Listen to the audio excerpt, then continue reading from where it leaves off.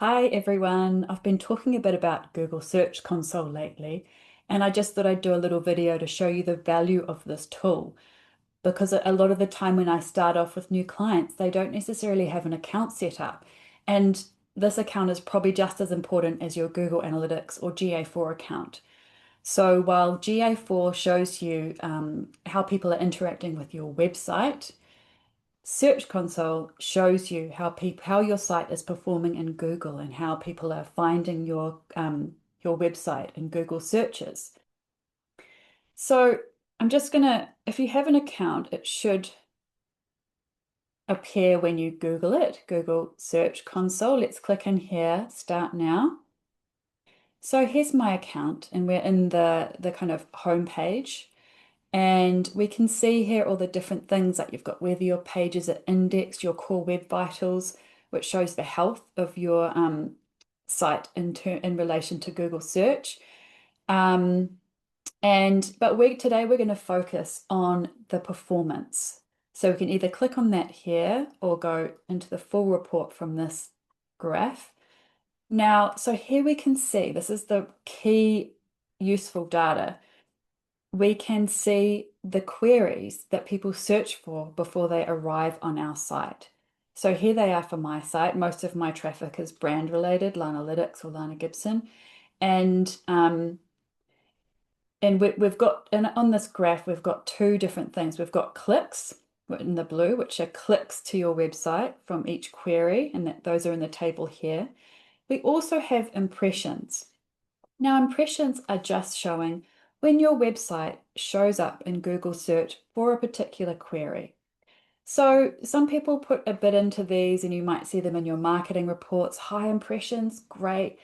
Your page or your website could be on the 29th page of results. So it might not be being seen, and yet it will still appear in impressions. So we don't want to put too much into impressions. Having said that,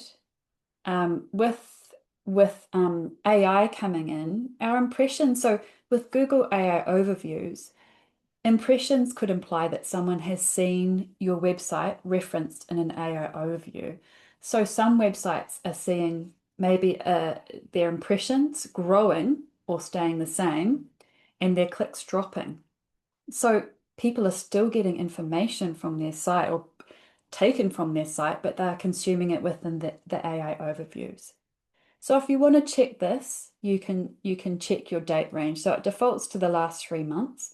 If we want a different date range, we can say last 16 months. Let's just go for as long as we can see.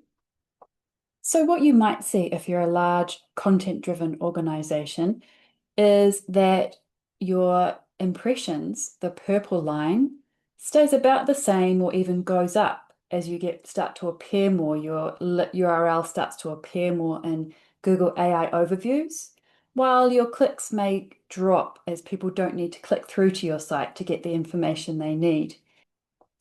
Now we've got, so if we want to look at the queries leading to our website, we can see here, and of course, these are people articulating their own needs. These are the needs that your website is fulfilling. So we've got our different queries here, and some of you will have these in your GA4 accounts, which is great if you've got Search Console connected.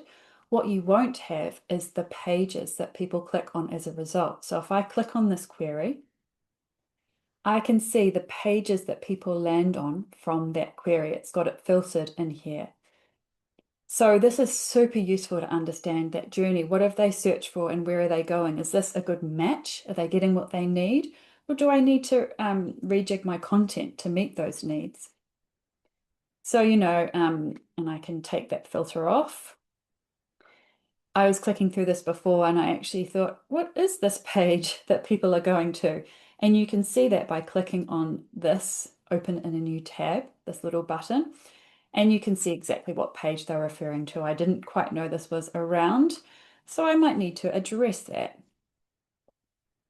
Now you can see we're in the Pages tab here. If we undo this filter, just click it off, we can see all of the pages in aggregate.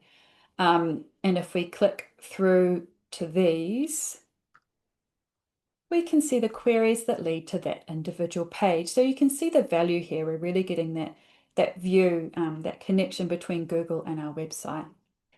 And just another tip on the AI front, we can of course add filters. And if we want to see queries which are likely to be AI queries, queries made in Google AI overviews, there is a regex filter which we can use. So if we click on Add Filter and we filter by query, and instead of queries containing, we change it to custom regex. We enter this regex in, we apply it, and then it shows us queries with 5 words or more. So these longer queries, no, that's not saying they're coming from AI, but these longer queries are of course more likely to be driven by AI searches. So I hope you've found this a useful, quick little tour of Search Console and how it can be useful for understanding our audience needs